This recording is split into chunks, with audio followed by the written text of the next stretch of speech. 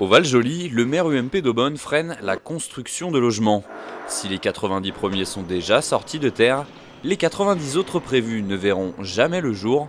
Pour Grégoire Dublineau, il faut protéger cet espace naturel de 5 hectares. Il y a eu effectivement dans le Val-Joli de très grandes demandes de construction, beaucoup trop de logements, ce qui venait à dénaturer l'aspect vert de la ville. Pour nous, donc, c'était juste pas normal. Et c'est une véritable conviction, puisque dès le début, nous étions opposés à la construction dans le Val-Joli. Donc, on est logique avec nous-mêmes. Nous avons gagné aussi ces élections sur cet aspect-là. Il était normal pour nous de ne pas construire dans le Val-Joli. Toutefois, le maire ne souhaite pas stopper l'intégralité des nouvelles constructions sur la ville. A contrario à Erani, aucun nouveau permis de construire ne sera signé par le maire pour le moment. Thibault Humbert s'inquiète des besoins en infrastructures publiques indissociables des nouveaux logements.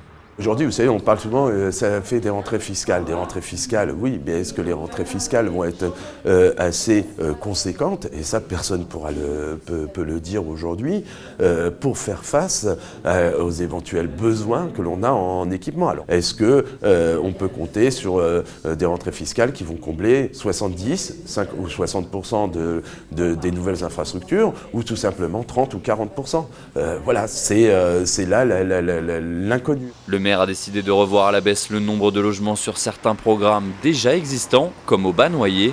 Dans ce quartier qui doit accueillir à terme 650 logements au lieu de 850 initialement, la municipalité réfléchit à la construction d'un groupe scolaire.